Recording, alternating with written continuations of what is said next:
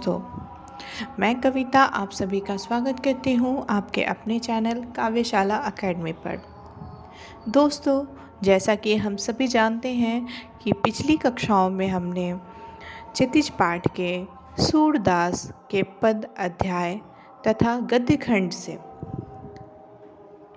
नेताजी का चश्मा चैप्टर को कंप्लीट कर लिया है। किस तरह से हमने पाठ को भी अच्छे से पढ़ा है, उस पर चर्चाएं की हैं, इसके साथ ही साथ हमने उसके प्रश्नोत्तरी यानी कि प्रश्न अभ्यास को भी कंप्लीट कर लिया है। लेकिन आप सभी जानते होंगे कि अभी के जो क्वेश्चंस आ रहे हैं बोर्ड के साइड से, उसमें MCQS भी पूछे जा रहे हैं।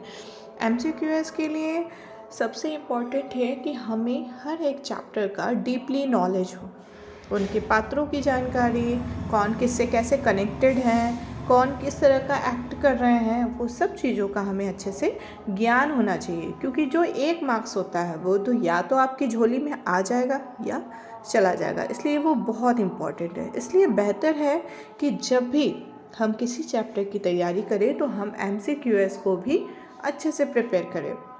तो इसी संदर्भ में आज मैं आप सबके लिए सूरदास के पद चैप्टर का MCQS लेकर आई हूँ और उम्मीद करती हूँ कि ये आपके लिए ये जो वीडियो है ये यूज़फुल रहेगी।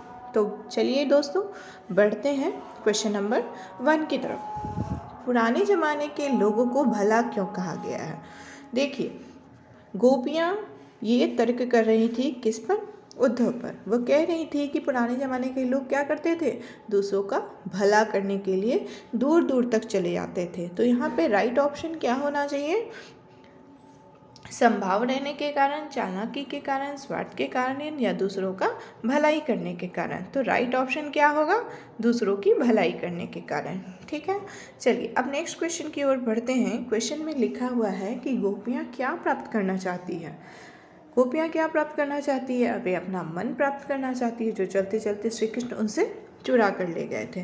तो यहाँ पे कहीं पे है श्री कृष्ण का मन, धन, उद्धव का योग, अपना मन या बांसुरी। तो क्या होगा राइट ऑप्शन? अपना मन। चलिए अब बढ़ते हैं दूसरे क्वेश्चन की ओर। गोपियों के अनुसार किसने राजनीति की शिक्षा प्राप्त कर ली है? देखिए, जो गोपियाँ थीं उन्होंने कहा था क्या, हरि है राजनीति पढ़ा है। उन्होंने किसके बारे में यह तंज किया है? उद्धव के बारे में, श्री कृष्ण के बारे में, नंद के बारे में या कंस के बारे में? तो ये जो तंज है, ये जो व्यंग है, वो किसके लिए है? श्री कृष्ण के लिए है। तो हम क्या करेंगे? श्री कृष्ण ने को टिक करेंगे। ठीक है, चलिए नेक्स्ट क्वेश्चन की ओर बढ़ते हैं। मधुकर शब्द का प्रयोग किसके लिए किया गया है? ये मधुकर शब्द का प्रयोग किसके लिए है? ब्राह्मण के लिए, श्री कृष्ण के लिए, नंद के लिए या उद्धव के लिए? तो देखिए, ये जो शब्द है ना, वो उद्धव के लिए ही प्रयोग किया गया था। कहा था ना उन्होंने, देखत बात समझ मधुकर के, समुझी बात कहत मधुकर के। ठीक है, तो ये मधुकर जो शब्द है वो उद्धव के लिए प्रयोग किया है, क्योंकि उद्धव के थ्रू ही कृष्ण ने वो योग संदेशा भिजवाया था और उन्हीं के पास सुनकर उन्होंने कहा कि भाई अब आपकी बात समझ पे आ रहा है कि हरि तो पहले ही चालाक थे, अब उन्होंने गुरु का ज्ञान भी ले लिया। नेक्स्ट क्वेश्चन है कि गोपियों के अनुसार पहले से चतुर कौन था? तो ये तो सबको पता होगा, गोपियों के अनुसार श्री कृष्ण पहले से चतुर थे। ठीक है, चलिए अब बढ़ते हैं दूसरे क्वेश्चन की ओर। गोपियाँ कड़वी ककड़ी किसे कहती हैं? देखिए, गोपियों ने किस चीज़ को जो है कड़वी ककड़ी का नाम दे दिया? जब उद्धव उनके लिए योग संदेशा लेकर आए थे तो उन्होंने क्या कहा था कि तुम तो हमारे लिए ये योग संदेश लेकर आए हो जो कड़वी ककड़ी के समान है। तो यहाँ पे क्या होगा? उद्धव द्वारा दिए गए योग के संदेशा को उन्होंने क्या कह दिया? कड़वी ककड़ी कह दिया। चलिए नेक्स्ट क्वेश्चन देखते हैं कि मन चकड़ी से क्या अभिप्राय है?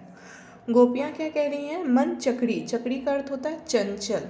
ठीक है, तो इसका जो यहाँ पे अभिप्राय क्या है, वो मन की अस्थिरता, यानी जिसका मन अस्थिर है, जो इधर उधर छटपट छटपट करता रहता है, जिसका मन किसी एक चीज़ पे एकाग्रचित नहीं है, उसको कहते हैं मन चक्री। नेक्स्ट क्वेश्चन क्या है? सूतो व्याधि हमको ले आए। इस पंक्ति में व्याधि किसको कहा गया है? देखिए, छोटा छोटा वर्ड, ये जो की वर्ड है हमें उसे ही पकड़ के रखना। व्याधि का अर्थ क्या था? व्याधि का अर्थ था उस संदेश को। ठीक है, वो जो योग भक्त जो योग संदेश, एक मिनट, ये तो योग संदेश लेकर के आए थे ना उद्धव, उनको उन्होंने क्या कहा है, व्याधि कहकर संबोधित किया है। ठीक है, चलिए अब बढ़ते हैं नेक्स्ट क्वेश्चन की ओर। नेक्स्ट क्वेश्चन में क्या पूछा जा रहा है कि श्री कृष्ण के मित्र का क्या नाम है जो गोपियों को योग का संदेश देते हैं। देखिए, जो संदेश लेकर आए थे उनका नाम क्या था, उद्धव, और वो कौन थे, वो थे श्री कृष्ण के मित्र। तो यहाँ पे राइट ऑप्शन क्या हो जाएगा, उद्धव। ठीक है, उसके बाद क्या है, उद्धव को बड़भागी किसने कहा है। ऑब्वियसली ये सेंटेंस से ही शुरू होता है ये पद कि तुम तो हो अति बड़भागी। किसको कहा है, बड़भागी किसने कहा है, गोपियों ने कहा है। ठीक है, गोपियों ने किसके प्रति अपना प्रेम भाव व्यक्त किया है, गोपियाँ केवल और केवल श्री कृष्ण से प्रेम करती थी। तो यहाँ पे क्या हो जाएगा, राइट ऑप्शन श्री कृष्ण के। ठीक है, चलिए अब बढ़ते हैं नेक्स्ट क्वेश्चन की ओर। गोपियों का मन चुराकर क्यों ले गया था। ठीक है, तो गोपियों का मन चुराकर कौन ले गए थे, भगवान श्री कृष्ण ले गए थे। ठीक है, सूरदास के अनुसार सच्चा राजधर्म क्या है कि प्रजा को ना सताया जाए। गोपियों ने क्या कहा था कि राजा तो वह होता है जो अपनी प्रजा के सुख दुख का ध्यान रखता है। अगर आप हमें दुख दे रहे हैं, हमें कष्ट दे रहे हैं, तो ये सच्चा राजधर्म नहीं है। तो सूरदास के अनुसार सच्चा राजधर्म क्या है, अनीति को दूर करना। एक मिनट, प्रजा का हित करना, प्रजा से कर लेना, अनीति दूर करना, राज्य प्राप्त करना। यहाँ राइट ऑप्शन होगा अनीति दूर करना। ठीक है, अनीति नहीं करना है, हमेशा न्याय करना है। राजा का ये मूल कर्तव्य होना चाहिए कि जब भी उसके पास कोई दो पक्ष किसी समस्या को लेकर आते हैं तो वो अपनी बुद्धि से, अपनी चालाकी चतुराई से उस चीज़ का परिचय देते हुए, बुद्धिमत्ता का परिचय देते हुए सही निर्णय लें। सूरदास के उपास्य देव कौन है, उपास्य मतलब उपासक, आराध्य। तो हम सभी जानते हैं कि सूरदास जी की जो श्रद्धा थी वो श्री कृष्ण के प्रति थी। ठीक है, इसलिए उन्होंने श्री कृष्ण प्रेम में ही कितने सारे पद लिख डाले हैं। चलिए अब बढ़ते हैं नेक्स्ट क्वेश्चन की ओर। किसने प्रेम की मर्यादा का उल्लंघन किया है। तो आप सभी को पता है दोस्तों कि गोपियों ने कहा कि श्री कृष्ण ने प्रेम की मर्यादा का पालन नहीं किया, उल्लंघन किया। कृष्ण का योग संदेश लेकर कौन आए थे, वापिस हम सभी जानते हैं कि उनके मित्र यानी कि उद्धव। देखिए, एक ही क्वेश्चन को ना उलट पुलट करके भी दे सकता है, बट अगर आपका कॉन्सेप्ट क्लियर है ना, आपने हर एक चीज़ को बारीकी से पढ़ा है, आपने वीडियो के हर एक लाइन को अच्छे से सुना है, तो आप बहुत अच्छे से इस चीज़ का आंसर कर सकते हो। चलिए बढ़ते हैं नेक्स्ट क्वेश्चन की ओर। गोपियाँ किसके प्रेम में आसक्त हो गई हैं। आप सभी जानते हैं गोपियाँ कृष्ण से प्रेम करती थी, तो ऑब्वियसली वो कृष्ण के प्रेम में ही आसक्त होंगी। तो कृष्ण प्रेम, इनमें से किस पक्षी की तुलना। देखिए दोस्तों, आसक्त का अर्थ क्या होता है, आसक्त का अर्थ होता है लीन होना। ठीक है, इनमें से किस पक्षी की तुलना गोपियों से की गई है। आप सभी को पता है हाडिल पक्षी से। जैसे हाडिल पक्षी उठते बैठते अपनी लकड़ी को पंजों में कसकर पकड़े रहता है, गिरने नहीं देता। बस गोपियाँ भी जी थी, वो क्या कर रही थी, उठत बैठत जागत सोवत केवल काना काना जप रही थी। तो उन्होंने अपनी समानता कैसे कर दी, हाडिल पक्षी से।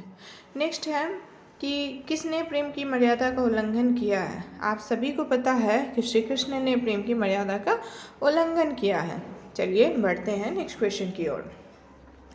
गोपियों को कृष्ण का व्यवहार कैसा प्रतीत होता है। देखिए, ये बहुत इंपॉर्टेंट है। गोपियाँ श्री कृष्ण से कहीं ना कहीं दुखी थी, रुष्ट थी, इसीलिए उनको उनका व्यवहार क्या लग रहा था, छलपूर्ण लग रहा था। ठीक है, छल से भरा हुआ लग रहा था, क्योंकि उन्होंने तो खुद आने की बात कही थी, अब उन्होंने योग का संदेशा भिजवा दिया। ये चीज़ उनको छल लग रहा था, छल यानी धोखा।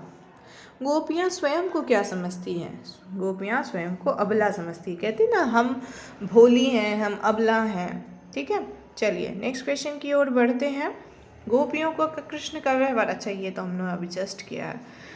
उद्धव के व्यवहार की तुलना किससे की गई है। देखिए, उद्धव के व्यवहार की तुलना कमल के पत्ते से की गई है, क्योंकि कमल का पत्ता भी जल में डूबा रहता है पर कमल को वो गीला नहीं कर पाता। उसी तरह गोपियों ने कहा कि आप में श्री कृष्ण के प्रेम के समीप है, श्री कृष्ण रूपी नदी के समीप है, पर आपने अभी तक पैर ही नहीं डाला, तो आप कैसे उनके प्रेम में पड़ सकते हैं। गोपियों को अकेला छोड़कर कृष्ण कहाँ चले गए थे, कहाँ चले गए थे, तो वो आप सबको ये तो बहुत अच्छे से पता होगा कि जो श्री कृष्ण है ना, वो पहले वृंदावन में ही रहा करते थे, ठीक है। उसके बाद वो कहाँ चले गए थे? द्वारका, ठीक है। चलिए, ये क्वेश्चन भी कंप्लीट हो गया और इसके साथ ही मैं अपने वीडियो को समाप्त करती हूँ। और मैंने सारे अच्छे अच्छे इंपॉर्टेंट क्वेश्चन आप लोगों को करवा दिए हैं और उम्मीद करती हूँ कि जो सूरदास का चैप्टर है उससे रिलेटेड कोई भी MCQs आते हैं तो आप उनका बहुत अच्छे से आंसर करोगे। अगर आपको हमारा प्रयास अच्छा लग रहा है, आपको हमारी मेहनत अच्छी लग रही है, तो प्लीज़ इस चैनल को ज़्यादा से ज़्यादा लाइक करें, शेयर करें, सब्सक्राइब करें और हमें अपना सपोर्ट दें। धन्यवाद दोस्तों।